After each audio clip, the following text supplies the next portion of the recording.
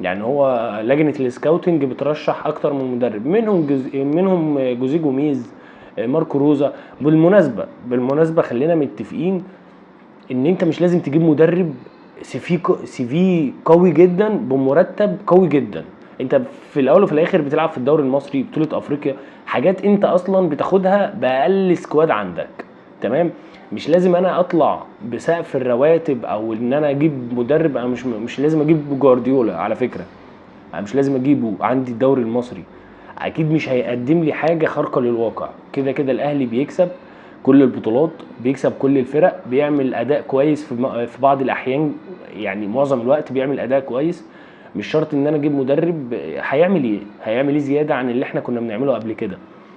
انا ممكن اجيب مدرب متوسط يعمل اداء، يعمل مزج بين اللعيبه، يقدر يعمل لي توليفه بين اللعيبه، يقدر يقدم لي كواليتي، عندي كواليتي لعيب عالي جدا، يقدر يطلع بقى ايه الجوهر اللي جواهم، يقدر يعمل ده اللي انا محتاجه من المدرب. مش محتاج مدرب واو يجي يكسر لي الدنيا، لا طبعا مش محتاج ده.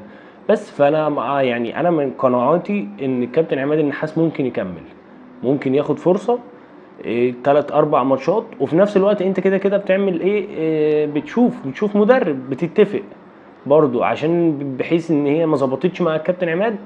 انا كده كده ايه اوريدي مجهز مدرب يمسك الفرقه. بس ده من وجهة نظري يعني.